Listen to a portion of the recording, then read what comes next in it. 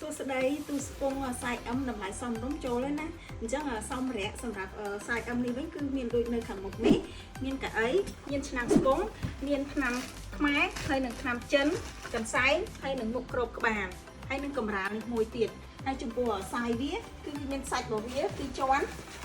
ចាសាច់ពីរជាន់ smooth ក្រាស់ហើយយើងចូលពីចំហៀងចានេះយើងចូលពីចំហៀងអញ្ចឹងមកគឺយើងអាចចូលជាបានបង្អួចនេះគឺយើងអាចឃើញទំហំវាគឺធំអានេះសាយនេះបានន័យថាអ្នក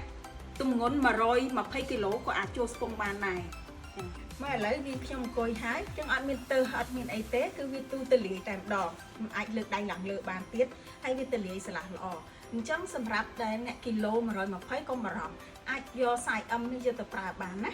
អញ្ចឹងបើចង់បានអាច inbox ចូល page មកមានតម្លៃសមរម្យធូរថ្លៃលក់ជូនបងប្អូនទាំងអស់គ្នាអូខេ